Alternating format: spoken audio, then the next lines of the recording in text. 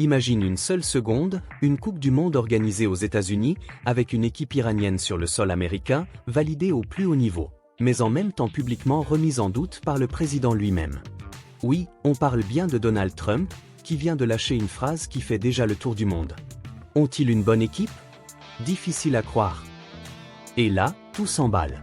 Parce que derrière cette petite phrase, il y a beaucoup plus que du football.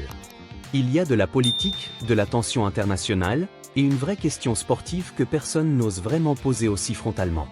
L'Iran a-t-il réellement le niveau pour exister dans cette Coupe du Monde 2026? Et surtout, pourquoi ce doute public, maintenant? On ne va pas tourner autour du pot, la situation est totalement unique. D'un côté, tu as FIFA, avec son président Gianni Infantino, qui affirme clairement, sans aucune hésitation, l'Iran sera là et jouera aux États-Unis. Pas de débat, pas de conditions, pas de recul. Juste une affirmation claire. Et de l'autre côté, tu as le président du pays hôte qui valide, mais qui doute. Et ce mélange est explosif. Parce que quand Trump dit « laissez-les jouer », ça sonne presque comme une concession. Comme si la participation de l'Iran n'était pas seulement sportive, mais diplomatique. Et là, il faut comprendre un truc essentiel. La Coupe du Monde 2026 n'est pas une Coupe du Monde comme les autres. Elle se joue aux États-Unis, au Canada et au Mexique. Elle passe à 48 équipes. Et elle arrive dans un contexte géopolitique extrêmement tendu. Surtout avec l'Iran. Donc forcément, chaque mot compte.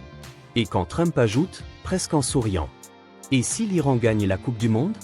On devra s'en préoccuper. Ce n'est pas juste une blague. C'est un message. Un mélange d'ironie et de scepticisme. Mais maintenant, revenons au terrain. Parce que derrière toute cette agitation politique, il y a une vraie question sportive. Est-ce que la Team Melli est vraiment sous-estimée? Ou est-ce que Trump dit tout haut ce que beaucoup pensent tout bas? L'Iran, ce n'est pas une nation qu'on associe immédiatement aux favoris. Ce n'est pas le Brésil. Ce n'est pas la France. Ce n'est pas l'Argentine. Mais ce n'est pas non plus une équipe faible. Et c'est là que le débat devient intéressant. Parce que depuis plusieurs années, l'Iran est une équipe extrêmement solide en Asie. Disciplinée, organisée, difficile à jouer. Une équipe qui ne brille pas forcément, mais qui ne s'effondre pas. Et dans une Coupe du Monde élargie à 48 équipes, ce profil peut faire très mal. Parce que les surprises seront encore plus nombreuses. Et les équipes moyennes auront plus d'opportunités. Donc dire difficile à croire qu'ils aient une bonne équipe, c'est peut-être aller un peu vite. Mais en même temps, soyons honnêtes. L'Iran n'a jamais vraiment franchi un cap en Coupe du Monde. Jamais de parcours marquant. Jamais de demi-finale. Jamais de vrai exploit historique. Et ça pèse. Parce que le très haut niveau, c'est autre chose. Et c'est peut-être là que se situe le doute de Trump. Pas sur la qualité de l'équipe, mais sur sa capacité à rivaliser avec les géants.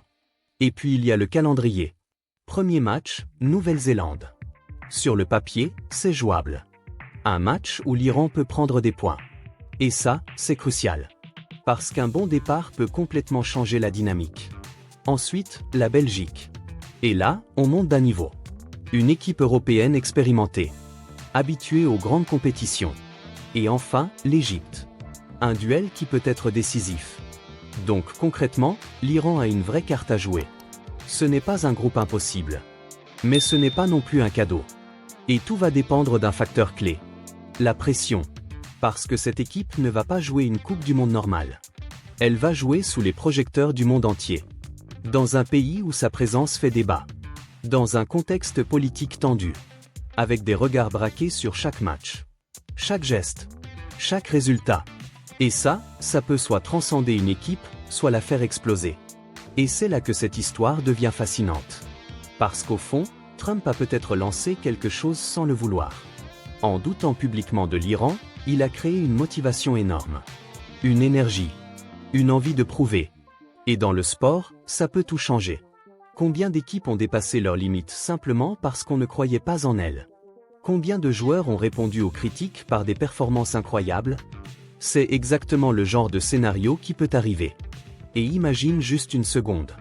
L'Iran qui passe les phases de groupe. L'Iran qui crée une surprise. L'Iran qui devient l'équipe dont tout le monde parle. Là, la phrase de Trump prendrait une toute autre dimension. Et ce serait un retournement incroyable. Mais attention, il faut rester lucide. Le football ne se joue pas sur des déclarations. Il se joue sur le terrain. Et aujourd'hui, l'Iran reste un outsider. Pas un favori. Un outsider dangereux. Et c'est peut-être ça le plus intéressant. Parce que personne ne les attend vraiment. Et dans une Coupe du Monde, c'est souvent les équipes invisibles qui font le plus de bruit. Alors oui, Trump. Oui, le contexte est compliqué. Oui, la pression sera énorme. Mais une chose est sûre. Ils seront là. Et rien que ça, c'est déjà une histoire. Maintenant, dis-moi ce que toi tu en penses. Est-ce que l'Iran peut créer la surprise en 2026?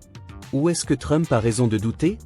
Abonne-toi maintenant si tu veux suivre toute l'actualité brûlante autour de la Coupe du Monde 2026. Parce que ce genre d'histoire, ce n'est que le début. Et crois-moi, ce mondial risque d'être complètement fou. Reste connecté, parce que la suite pourrait dépasser tout ce qu'on imagine. Et si un jour, l'Iran choque le monde entier, tu pourras dire que tu l'avais vu venir ici. Abonne-toi, et ne rate rien de ce qui arrive.